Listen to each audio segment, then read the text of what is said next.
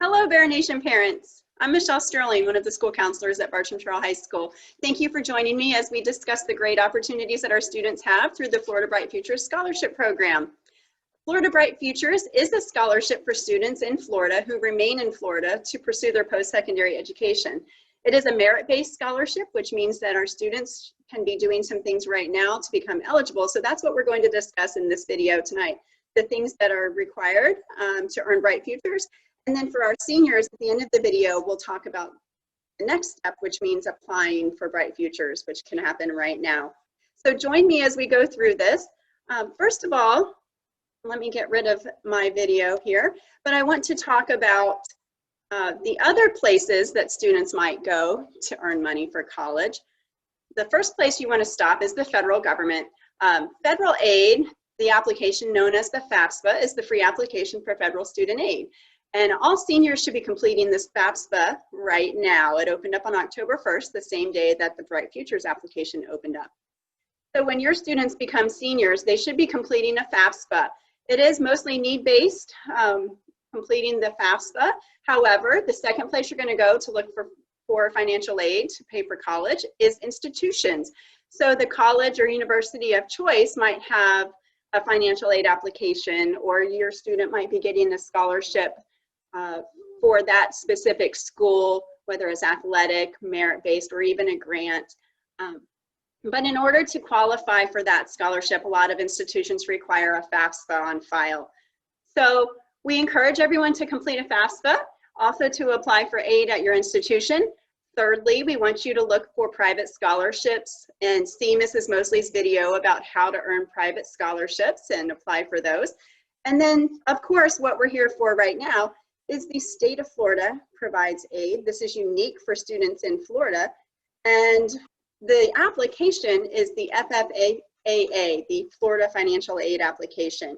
So as we look, the state of Florida aid, there are actually 13 different scholarships or grants that fall under this application. Some are need-based, merit-based, special interest scholarships, but we're focusing on Bright Futures because it is merit-based, and there are some things that students can be doing beginning in 9th grade to qualify. If I miss anything through this presentation, or if you have more questions, please go to the website, floridastudentfinancialaid.org. Read the Bright Futures Handbook. There are 3 chapters. Chapter 1, you're looking at eligibility. But when you graduate, let me go over here and refer to Chapter 3. When you graduate, you want to make sure you maintain your Bright Futures scholarship. You're only applying one time for Bright Futures, but there are some things that college students need to do to maintain the scholarship. So please read, go to the website and read the handbook. Highly recommended. Let me just talk about some things, so just a snapshot, some things that I'm going to repeat in a minute.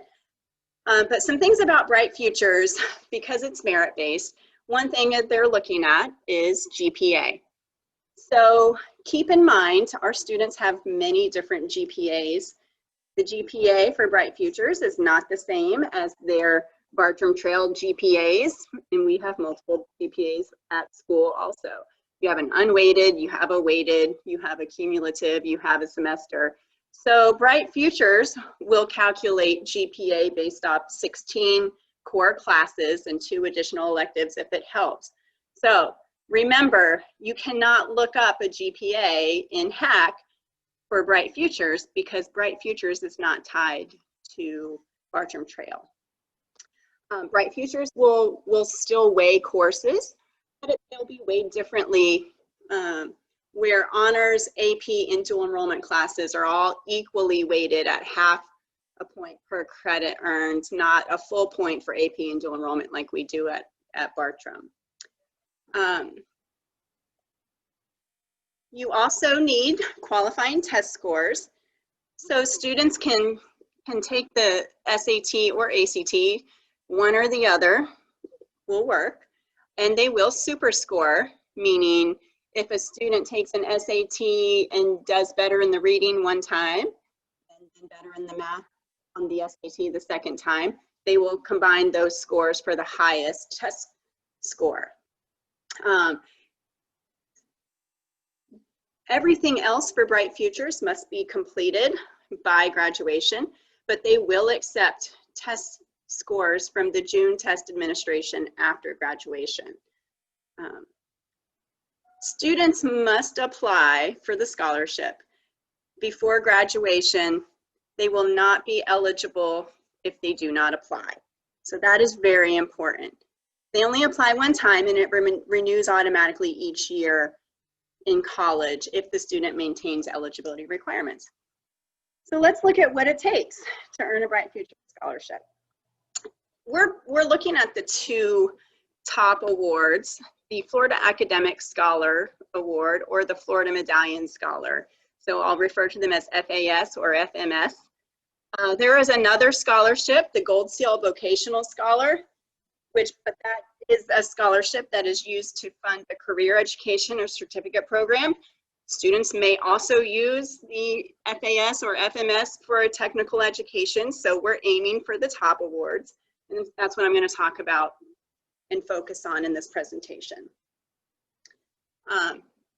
You'll see in this chart for the two scholarships, the top award, the FAS, is based off of 16 high school course credits. You need 4 English, actually both of them, the FAS and the FMS. 4 English, 4 math, 3 science, 3 social science, 2 world language. Then that's looking at GPA. Remember, this is the Bright Futures GPA, which is weighted a little bit differently than the Bartram Trail GPA.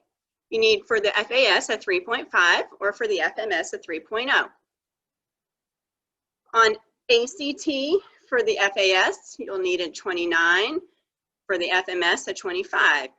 For SAT, you'll need a 1330 or a 1210. And then service hours are the final requirement. 100 hours students need for the top award or 75 for the Florida Medallion Scholar Award. We, of course, encourage our students to continue doing more community service and to reach for beyond 100 hours.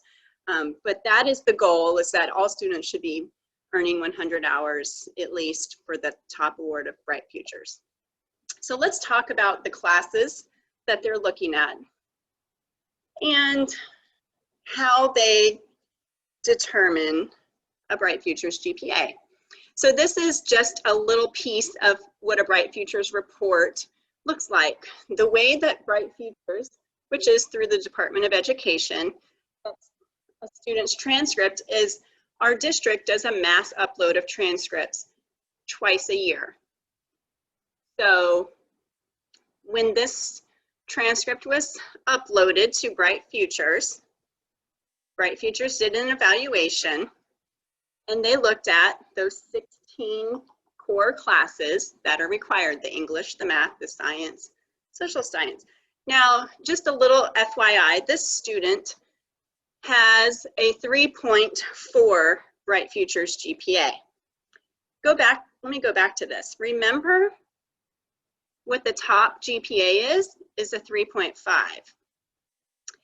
Now, I can't tell you what each of these awards will be worth when your student graduates.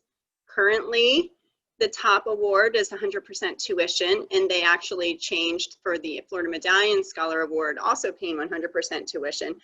But typically in the past, in the past couple years, the FAS has paid 100% tuition and some fees, and the FMS has paid 75% tuition and some fees.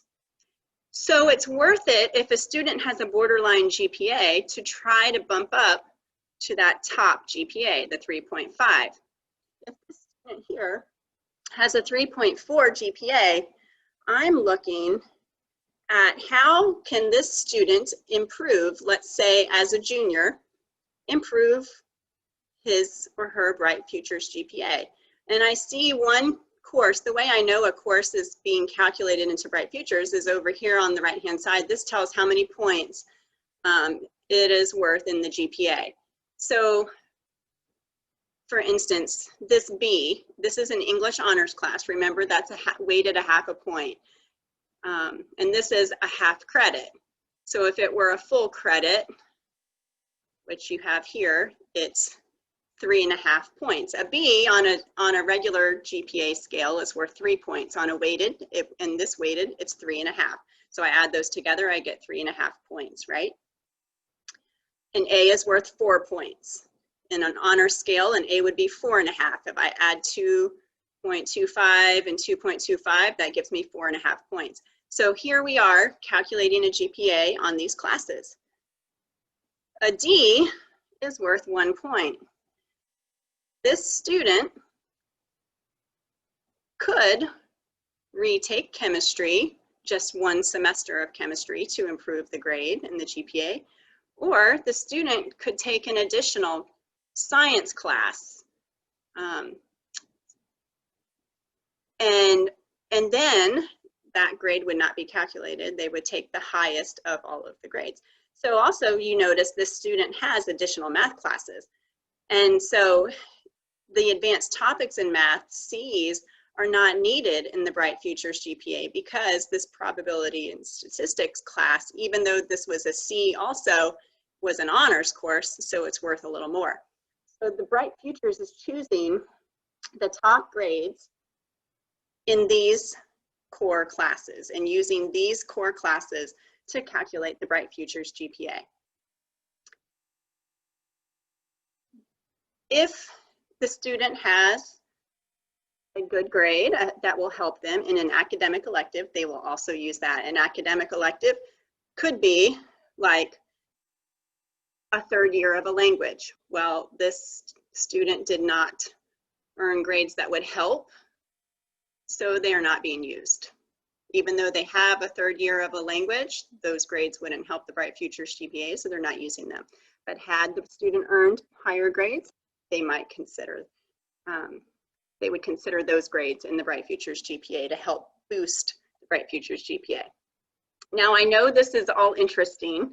Unfortunately, like I said, we only send transcripts to Bright Futures twice a year. This is not viewable in Hack. Our systems are not, they're not connected.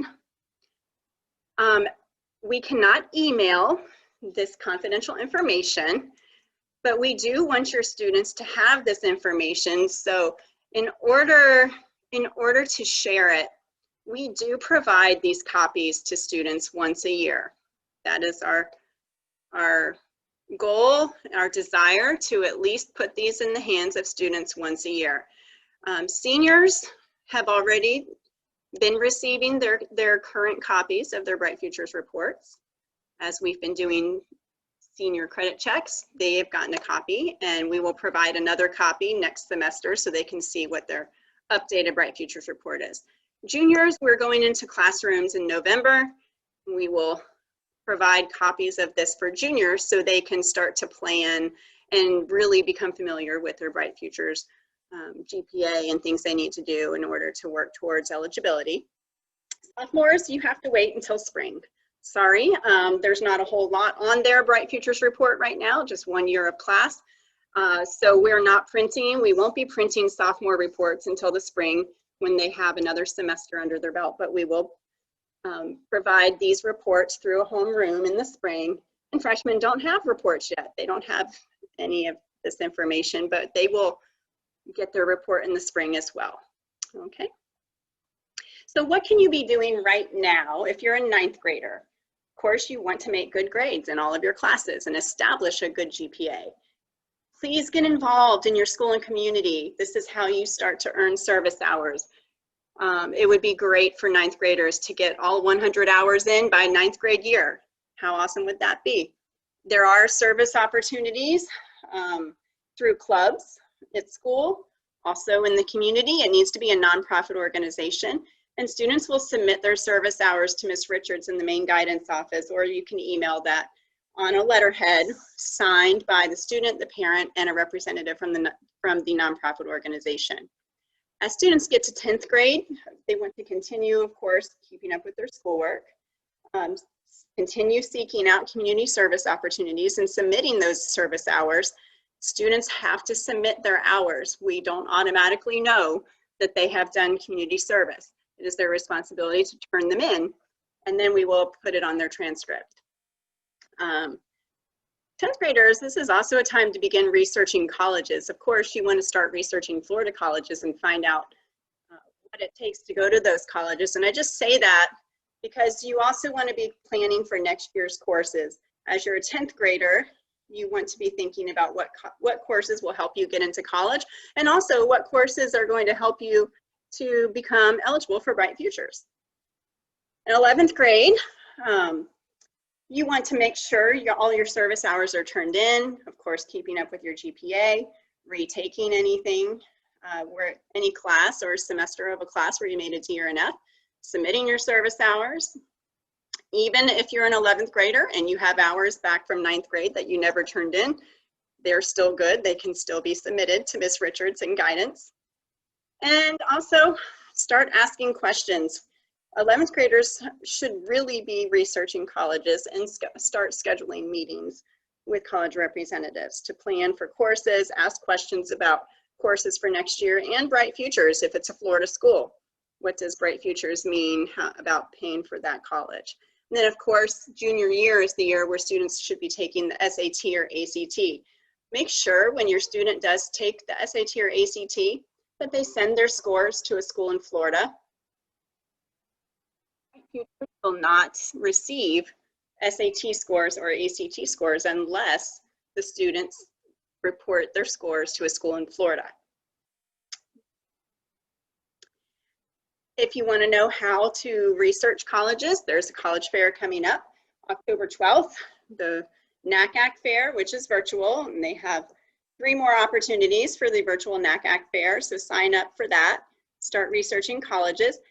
And this is where I'm going to say goodbye to any parents of 9th, 10th, or 11th graders. There's no need for you to continue watching or listening unless you're just interested.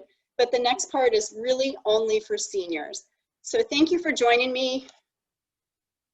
Let me put this back on. Thank you for joining me, parents. I'm glad you were here. If you're a parent of a senior or a senior yourself, hang on, all right? The next part is just for you guys. So have a great night. Watch all those other videos, and we'll see you very soon. So here we go, seniors. What do you need to be doing right now? Well, you should be reviewing your Bright Futures report that you got from your school counselor. And if there are any errors on it, please come see your school counselor and make sure that we get it corrected. You really want to make sure that all of your Bright Futures information is accurate, up to date. Sometimes there are some technical errors that happen, so you want to make sure that you are taking care of those now, and we can resubmit your transcript to Bright Futures if we need to fix anything. Take note of what's missing for each scholarship. As I mentioned before, if your GPA is borderline, what can you be doing? You can be making good grades in those core classes, or maybe signing up to take an extra class on FLVS that will help boost your Bright Futures GPA. You could be signing up and retaking SAT or ACT to try to meet those qualifying scores. And of course, submit any service hours. It is highly recommended. We really want seniors to submit their service hours by winter break and have everything completed by winter break. The initial evaluation for Bright Futures will happen once the semester ends. If you have applied and meet all requirements for Bright Futures, you could be locked in for whatever award you qualify for, even if your GPA drops next semester. But you have to be eligible by the initial evaluation, which will happen about February, March, and you have to apply. So let's talk about how you apply. Please do not wait until you are eligible to apply. You do not have to wait to apply. You can apply right now, which you should. It takes about 10 minutes. If you wait until after you graduate and you don't apply, you cannot go back and apply later. So even if you think you're going to school outside of Florida, still apply. It's a good backup plan.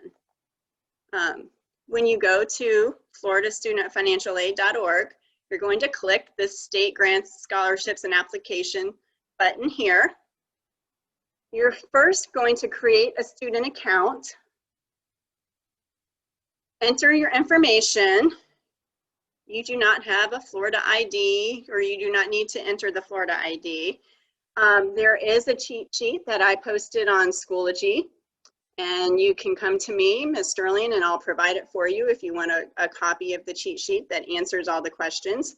Your graduation is June 4th when you get to that part. But once you complete your student account, then stop here. This is a very important screen. You want to take a picture of your user ID and password in case you get locked out. Write it down, take a picture. It's right here, user ID, password, and email.